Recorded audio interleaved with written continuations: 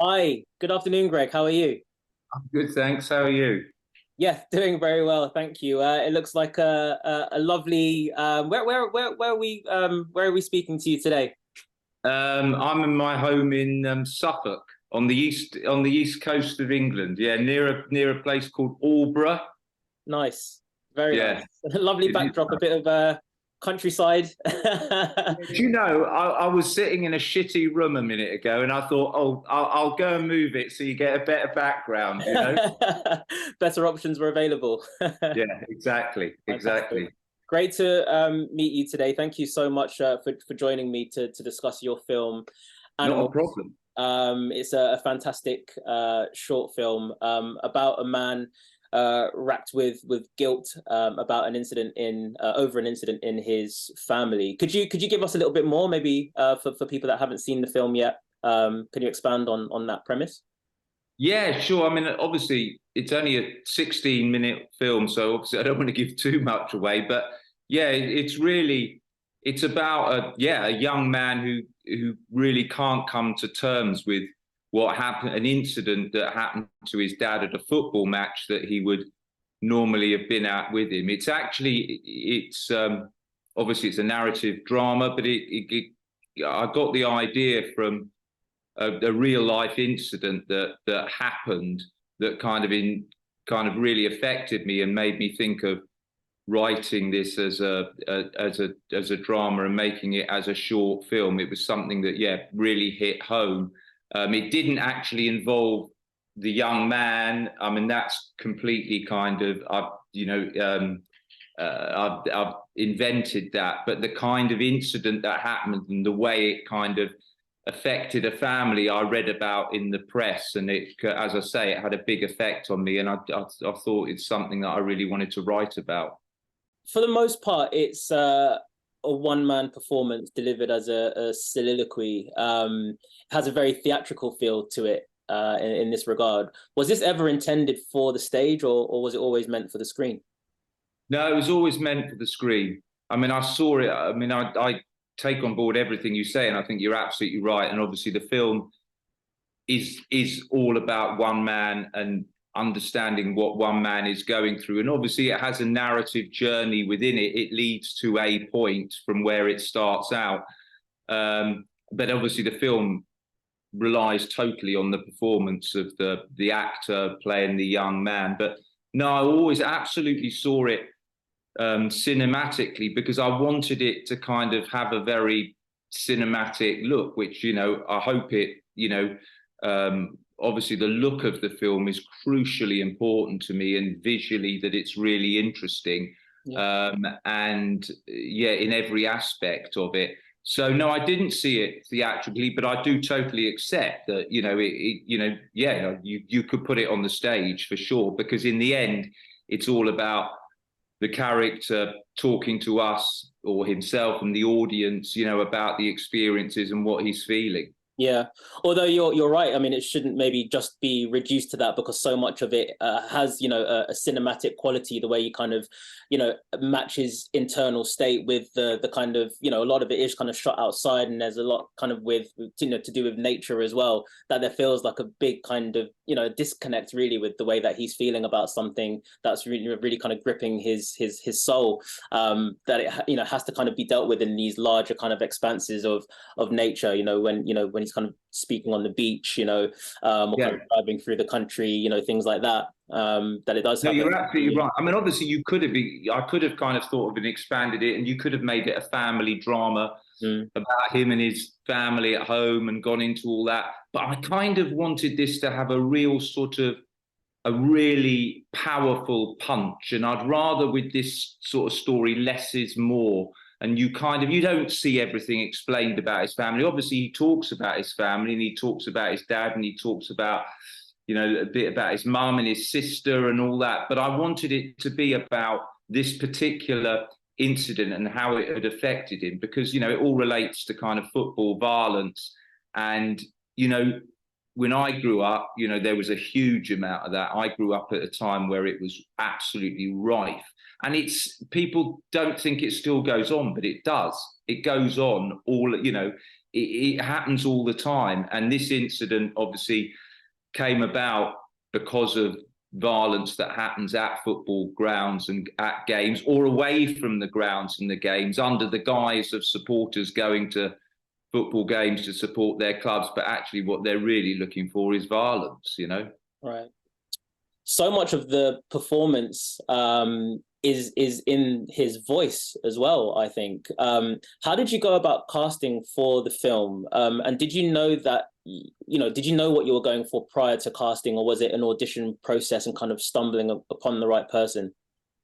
Well, I have to thank, I've got a brilliant casting director, a woman called Laura Windows. And yeah, I mean, I didn't have a young actor in mind. So it was a case of her reaching out initially and looking at tapes of people, young actors. I kind of, you know, there were one or two kind of well-known young actors that I kind of thought of, but I love the idea as a director and producer of trying to discover new people.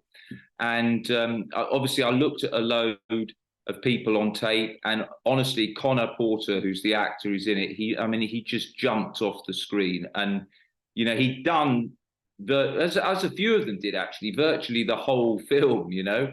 And yeah, I just thought, God, I've got to meet this guy. I thought he was so charismatic and great on screen. And when I met him, he was a lovely bloke, lovely young man. We got on really well. And I honestly really do think he is a star in the making. I mean, I just think he's got everything. He makes it look so easy. And for someone who'd only just really very recently come out of drama school, you know, he hadn't done anything like this. But, you know, and obviously he was a bit nervous and all that. But my God, he was, you know, he was like a duck to water. He took to it. He was so good and so easy to work with. Didn't really need a lot of direction. It was a case of letting him go. He just, every take, he really felt it. And I really felt, you know, he was giving, for me, everything that you want in an actor is about truth and giving a truthful performance, and basically inherently not acting. You know, it's about being true and being in the moment. And I felt he did that fantastically. And you know, the film is what it is because of his performance. He's since then he's doing well, and I really think that, you know, as I say, I mean, you know, everything in this business, especially for actors, is about luck. You know, you need to be lucky, but I really think if he gets the right breaks, that, you know, he could be a big star. Yeah, hopefully so. It's an extraordinary performance, and yeah, he's a real force of nature. So hopefully we will see him in the future, and you know, see him break out. I mean, the character as well feels very authentic. You know, a working class young man with a tough exterior, but you can tell he is an observant kind of storyteller, a deep thinker. How did you arrive at this type of character, and were there maybe any variations that you considered? No, as I say, I got the initial idea and the kind of family that I'd seen be involved in it, and the mum talking about it, and then I kind of, as I say, I took that as the kind of nucleus, and then through the kind of family they were, I suddenly decided that I wanted to tell the story from the perspective of a young man.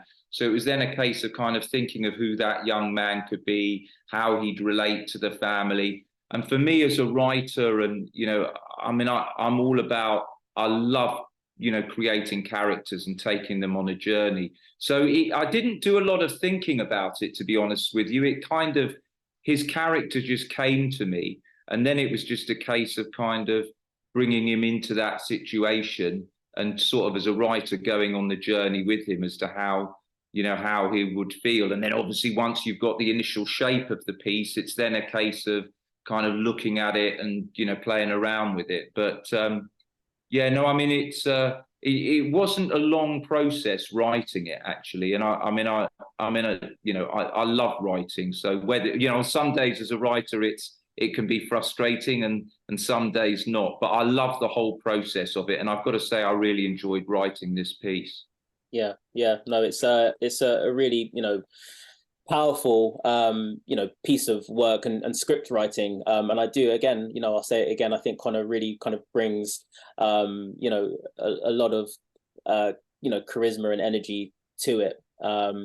Good. I'm Good. interested in your own kind of biography. You have a very illustrious background, something of a polymath, I should say. And many of those interests perhaps kind of seep into the makeup of this film. But you've worked in theatre, production, filmmaking, music. You even own a football club, which is quite a CV. Yeah, no, I mean, I'm getting on now. I still feel 22, but yeah, I love the variety is the spice of life, isn't it? So no, I've done a lot of things. I mean, I'm a sports fanatic, so I started my own little production company in 2019 called Park the Bus, and with a remit to make sports-related drama and documentaries. And obviously, this is a sports-related film set in the world about of football, although it's not about football particularly. But and that really was meshing my two passions in life, which are sport and the arts, by founding this production company. But yeah, I mean, I started off as I was a wannabe footballer, didn't quite make it. I was an actor for a long time, went to drama school, then a writer, director, producer, started a couple of production companies before starting this one, Park the Bus. And at the same time, also, in 2001, I founded a grassroots football club just with one under-10 team that one of my kids played in. And I kind of was obsessive about that and grew and grew and grew it to the stage where it's at now, where it's got 24 teams, it's fully semi-professional, playing in the FA Cup and the FA Vars and all that, and climbing ever nearer the Football League. So the aim one day is to, have that club that I started as an under-10 team in the Football League. So that's that club is my baby, and it's kind of been a passion, but obviously it's infused a lot of the work I've done. I've recently done a documentary about grassroots match officials, a feature documentary. And obviously that was drawn a lot from the experiences that I've had running a football club and being a coach and football manager myself. It's amazing that you're able to connect those passions, really, and that they're able to kind of inform your work, whichever kind of side you're stepping in from, that they can be so kind of relatable for you. And I find that very, very interesting indeed. What's next then? What's the next entry on your resume? At the moment, I'm actually in the middle. I've got in production on a documentary about the very controversial world of greyhound racing. So I'm making a feature documentary on that. I'm a long way into the shoot, sort of 3/4 of the way through. And then obviously got to go through the whole post-production. I've also recently just brought out a podcast, which is based on a memoir I've written. And I'm about to do another 6-episode series of that. I've got loads on the go, and I've got other projects in development, one of which is another drama idea, which I'm very keen that Connor will do. So I hope we'll team up on something next year, ideally to make a feature film with him. But yeah, I've got loads in the pipeline and loads on the go. And I love that. Yeah. No. I mean, I'm the luckiest man alive, honestly, because I've got to live my life doing the things that I would do for nothing, which, as I say, is working in the arts and in sports and in football in particular. So no, I'm very lucky, and I'm absolutely delighted that Animals is in the short film focus festival. Yeah, so are we. Thank you. I mean, yeah, I love how much you're involved in.